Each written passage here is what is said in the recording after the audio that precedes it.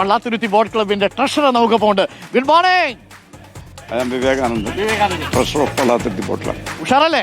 ചെറിയൊരു ടെൻഷൻ ഉണ്ടോ മുഖത്ത്? ആ ടെൻഷൻ കാണുമ്പോ എനിക്കൊരു ടെൻഷൻ. ഒരു ടെൻഷൻ.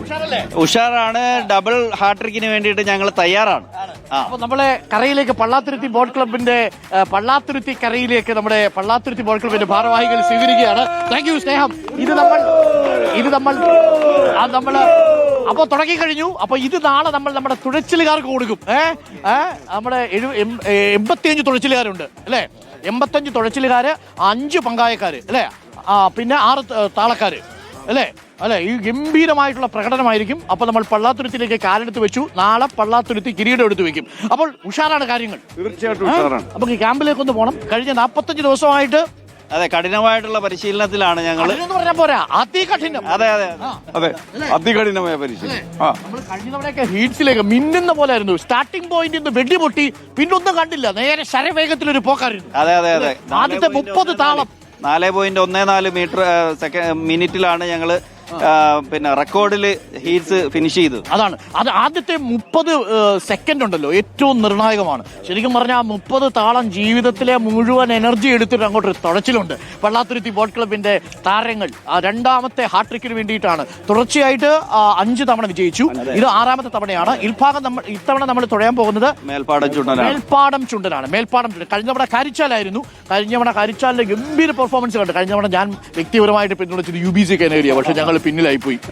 കുഴപ്പമില്ല. പക്ഷേ UBC കാറ്റഗറി മോശമൊന്നുമല്ല. ഗംഭീര താരങ്ങൾ നമ്മുടെ കുറെ സുഹൃത്തുക്കൾ അവിടെ ഉണ്ട്. ഇല്ലെന്ന് പറഞ്ഞു കഴിഞ്ഞാൽ അവരങ്ങോട്ട് കാലുകുത്താൻ അനുവദിക്കില്ല. പക്ഷെ സൂപ്പറാ. അപ്പൊ നമ്മൾ തുടങ്ങുന്നു. അപ്പോൾ പള്ളാത്തുരുത്തിയിലെ വിശേഷങ്ങളുണ്ട്. ഇന്ന് നമുക്ക് വേണ്ടിയിട്ട് തുഴയാൻ പോകുന്നത് മങ്കൊമ്പ് ബോട്ട് ക്ലബിലെ തുഴച്ചിലുകാരാണ് അല്ലെ? ശ്രീവിനായക ബോട്ട് ക്ലബിലെ തുഴച്ചിലുകാരാണ്. അവർ നമുക്കൊപ്പം അർജന്റീനയുടെ നമ്മുടെ മെസ്സിയുടെ ഒക്കെ ഡ്രസ്സൊക്കെ ഇട്ട് നിൽപ്പുണ്ട്. ഹലോ, പൊളിക്കൂലേ? പള്ളാത്തുരുത്തിക്ക് അത്ര വരില്ലെങ്കിലും നമ്മളത്ര ചെറുതല്ല. ഞങ്ങൾ മോശക്കാരൊന്നും അല്ല. മോശക്കാരല്ലല്ലോ. അതാണ് ഇതിന്റെ പ്രത്യേകത കേട്ടോ. 21 ക്ലബ്ബുകളും ഒരു ആരോഗ്യകരമായ മത്സരമുണ്ട്. വലിയ സ്പോർട്സ്മാൻ സ്പിരിറ്റ് ഉള്ള ക്ലബ്ബുകളാണ്. പിന്നീട് മത്സര ഫിനിഷിംഗ് പോയിന്റിൽ എത്തുന്ന സമയത്ത് വലിയ തർക്കവും കാര്യങ്ങളൊക്കെ ഉണ്ടായിരുന്നു. അത് വേറെ കാര്യം.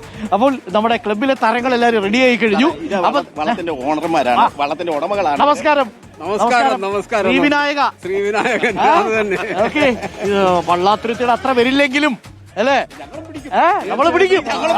അതും കൂടി ഇടയ്ക്ക് പറയണമല്ലോ. കാര്യം പള്ളാത്തുരുത്തി തോപ്പിക്കുന്നൊക്കെ പറഞ്ഞാൽ നമുക്കൊരു വിഷമമുണ്ട്. പക്ഷെ ആര് ജയിച്ചാലും ഉണ്ടല്ലോ, മത്സരം ജയിക്കുന്ന വള്ളംകളിയും കുട്ടനാടും. അതാണ് ഇതിന്റെ പ്രത്യേകത. എത്ര മനുഷ്യരാണെന്നറിയോ ഇത് ഈ കളി കാണാൻ വരുന്നത്. പ്രിയപ്പെട്ട പ്രേക്ഷകർ ഈ പണ്ട് ദൂരദർശൻ കമന്ററി കണ്ടതുപോലെയൊന്നും അല്ല, നേരിട്ട് വന്ന് കാണണം കേട്ടോ. പുന്നമടക്കായലിനെ തീ പിടിപ്പിക്കും എന്നൊക്കെ പറഞ്ഞാൽ തീ പിടിച്ചിരിക്കും പ്രിയപ്പെട്ട പ്രേക്ഷകരെ. അപ്പോൾ സമയം 7 മണി കഴിഞ്ഞ് 27 മിനിറ്റ് ആയിരിക്കും. ഇവിടെ വന്ന് ഇറങ്ങുമ്പോൾ തന്നെ നമുക്ക് ആ ഊർജ്ജം ഫീൽ ചെയ്യാൻ പറ്റുന്നുണ്ട്. എല്ലാ പ്രിയപ്പെട്ട പ്രേക്ഷകർക്കും ഒരിക്കൽ കൂടി സ്വാഗതം. നമ്മൾ വാർത്തായാത്ര തുടരുകയാണ്. നിങ്ങൾ കണ്ടുകൊണ്ടിരിക്കുന്നത് ചൂട് കാപ്പിയും ചൂട് വാർത്തയും വാർത്താവിശേഷങ്ങളും പുന്നമടക്കായലിൽ നിന്ന് പുന്നമടയിലെ 71ാമത് നെഹ്റു ട്രോഫി വള്ളംകളിയുടെ ഒരുക്കങ്ങളുടെ വിശേഷങ്ങളുമായി കോഫി വിത്ത് അരുൺ പള്ളാത്തുരുത്തിയിൽ നിന്നും തത്സമയം.